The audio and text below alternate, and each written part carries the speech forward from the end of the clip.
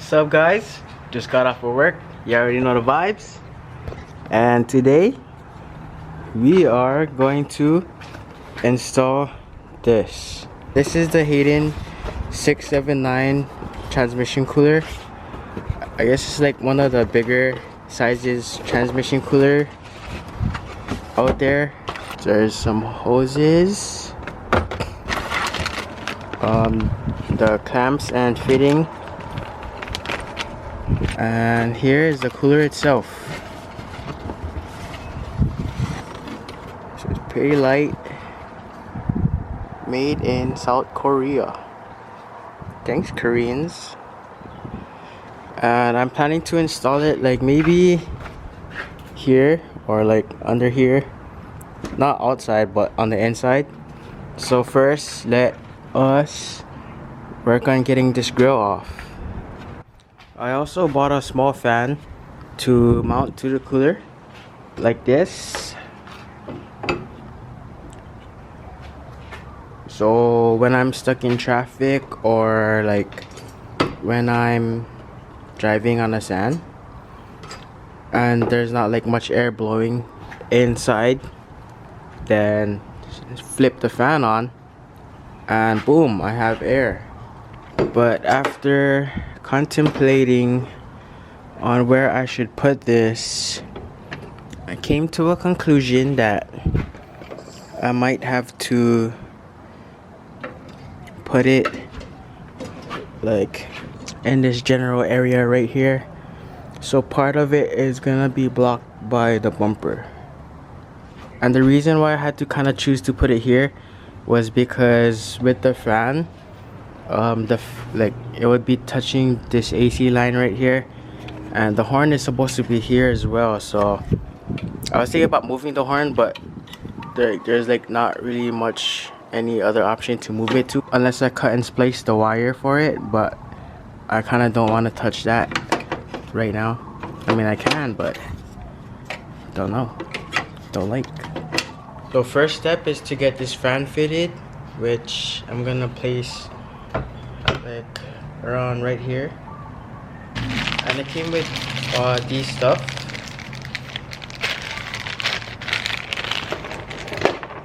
Like this ties thingy. And I think you're supposed to use a spring too. And that's, you put it through.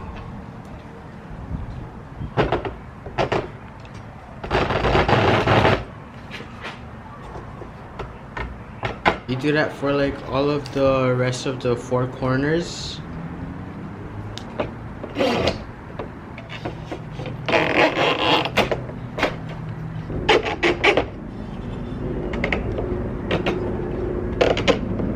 Damn guys, I'm sorry, but you guys missed out on the action.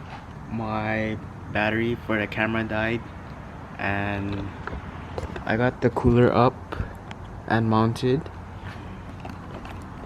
And what I did was pull out the return line from the radiator and plug it into the cooler up there. And then this is gonna be my new my inlet line going into the new cooler from the radiator. But while I was pulling off that line from here, the fitting ended up breaking, or well, this part.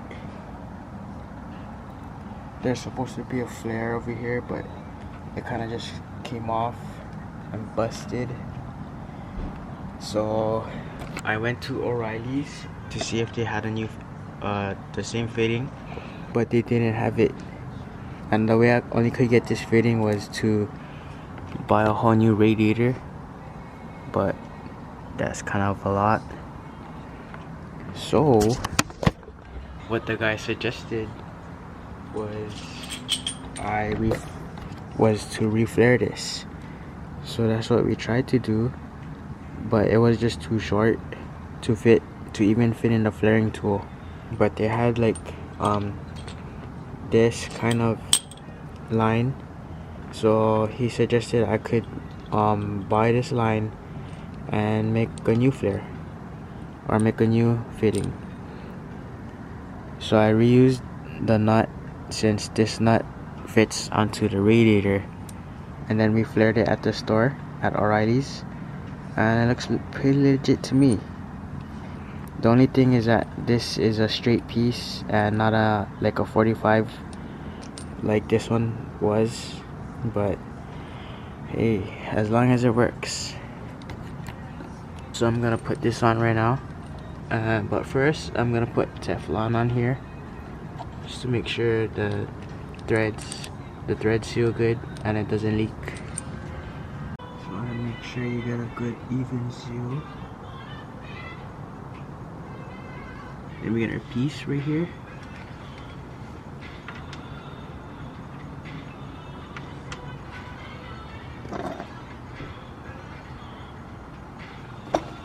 Then grab your wrench.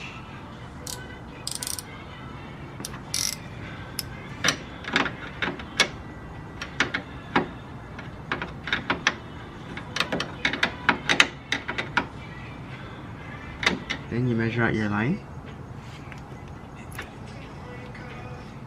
So I think here is good.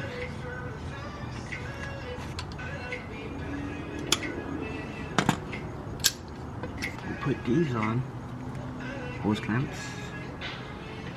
I could only put the hose this much on because it was getting tight. So one clamp will do, but it's pretty solid. And after you tighten that, zip tie your wires to kind of secure it. Yeah, that's how it is. So pretty much my transmission coolant route is from the transmission going to the radiator first, which is the stock cooling method for first gen Tacomas, and then out the radiator going into the aftermarket transmission cooler, coming back out and back to the transmission. Then I added a little transmission fluid to accommodate for the new cooler and what fell out of the hoses when I took it apart.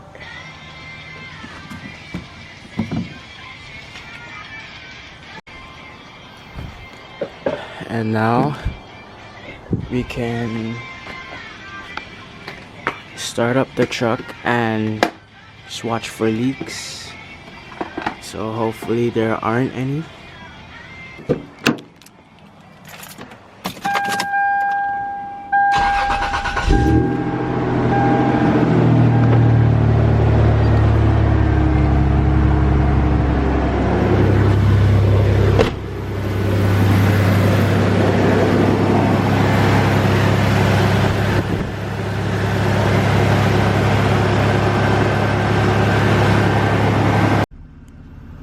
So the truck's been running for about 10 minutes now, and so far it looks good, no leaks.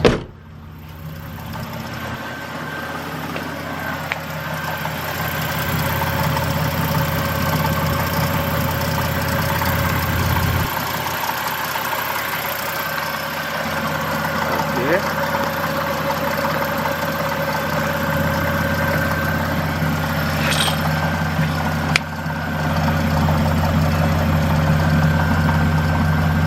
And the way I mounted this was I used a bracket and I just bolted it to this bolt right here, and I had to drill my own hole in this and then put a 10mm bolt, or and put a 10mm bolt. And this bracket is like a bracket we use for like electrical stuff, but you can do it with like any kind of metal, bendable metal, and it's pretty solid. You can already feel the heat over here, so you know that it's flowing through. And the wires for the fan here, I connected the ground, but the power wire I'm gonna hook up next time because it's getting kind of late already. Put the grill back on, and it fits behind there pretty nicely.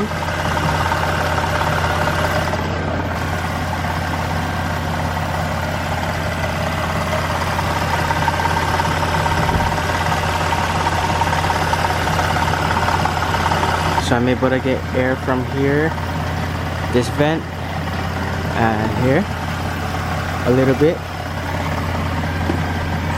And for the rest, that's like behind the bumper part, that's where the fan comes into play.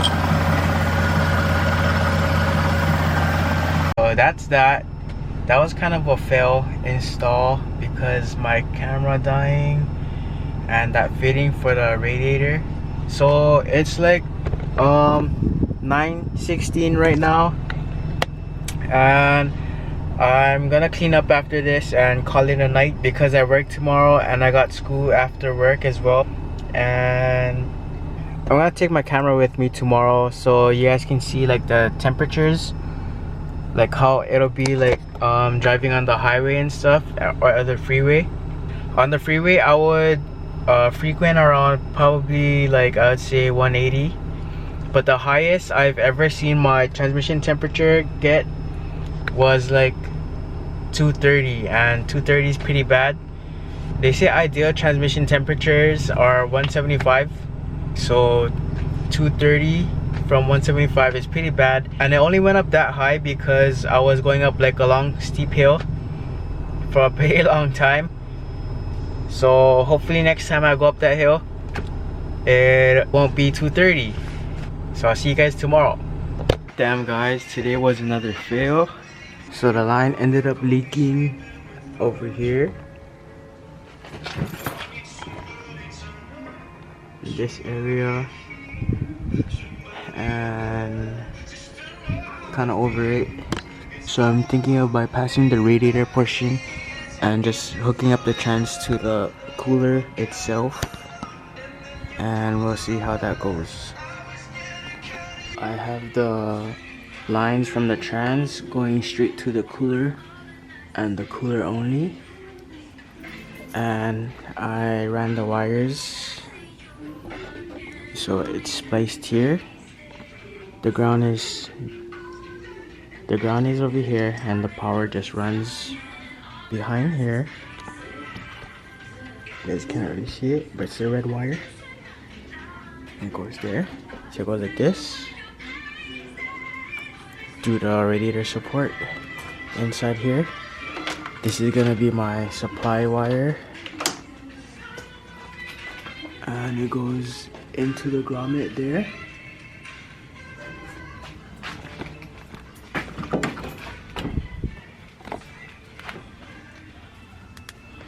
And comes out underneath. And my supply line goes to a fuse. I still need to get a proper fuse holder, but this will do for now. And to the switch. So I'm just gonna coil it inside here for now until I decide where to put it, because I didn't even mount my ultra gauge yet. But yeah guys, so I hooked up the power wires and boom,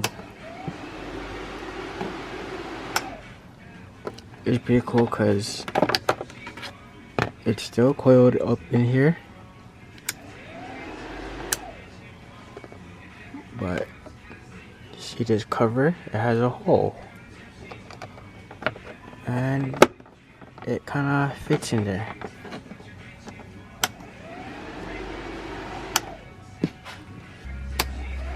Pretty cool, huh? So I finished hooking up the fan and I test drove the truck and it seems pretty good. The transmission temperature is at 158. I let it cool down. I went around the block. Right now it's like about 70 degrees, and during the daytime it's much hotter. It'll probably be around maybe high 70s or 80, so we'll see how it does. I'll be working in town tomorrow, so there's like gonna be a lot of freeway driving, a little bit of stop and go. So I'll check in with you guys back tomorrow, I promise this time. So yeah guys, see you tomorrow. Morning guys, so I'm on my way to work now, and it's pretty much stop and go traffic. and my trans temp, it frequents around like 159 to 160-ish. So it's doing pretty good right now. And this is with bypassing the radiator and going from the trans straight to the cooler. Yeah, looks like it's doing good. So I'll check in with you guys later today, cause it's like probably like it's like around 74 degrees right now, and I'm gonna check it later on, like midday, when the ambient temperature goes up and gets hotter. So yeah, guys. What's up, guys? I'm back. So I just finished work and going through traffic right now, and my temp for the trans is like, it ranges from 175-ish to like around 180.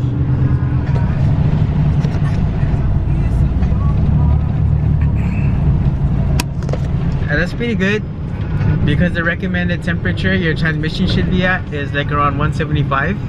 And I'm pretty sure the weather, like the ambient temperature, plays a role in like the temperatures of your car, like the transmission temperature and the engine temperature, because this morning in traffic it was running cooler, but now like midday or late afternoon it's a little bit hotter, maybe like 15 degrees hotter. And this morning it was like, I forget what temperature it was, like what degrees, but right now it's 85 degrees Fahrenheit. And yeah, those are my temps.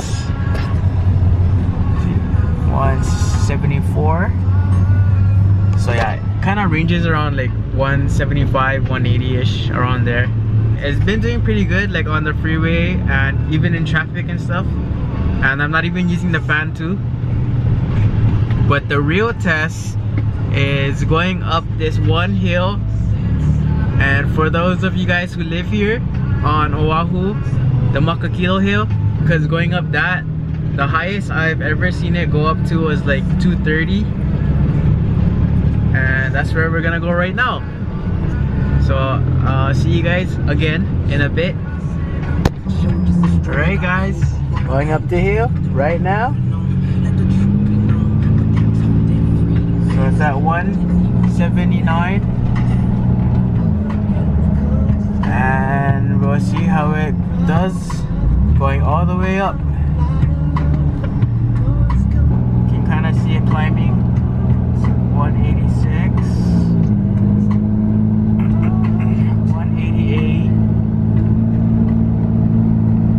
Now we're in the 190s. Bamalama. 194.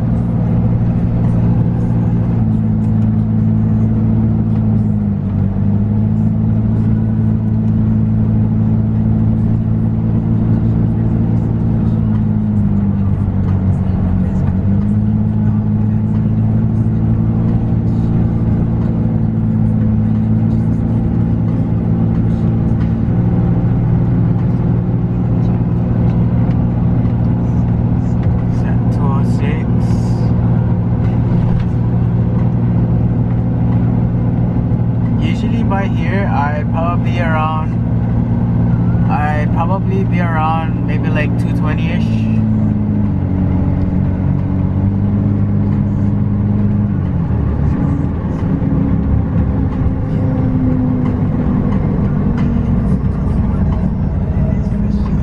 It's a stoplight.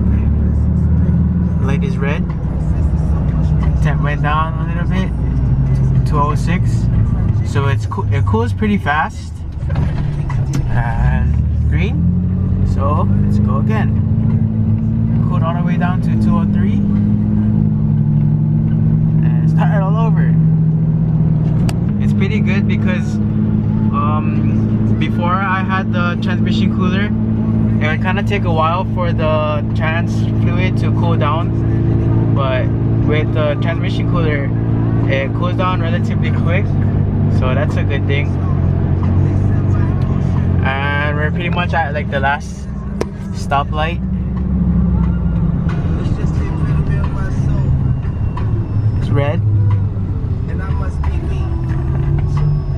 208. We got spirit. 206. We got soul, y'all. And it's continuing to go down. They don't want us. So the temperature is going down kind of quickly. And every time I came here and go back down, it would kind of take a while to get out of like the 200 range, but it's back to like 195 and going down. And now it's down to 190 and still going down. But yeah guys, I think you guys should add a transmission cooler if you're worried about your transmission overheating. And I'm gonna end this video here. So hope this video helped you guys.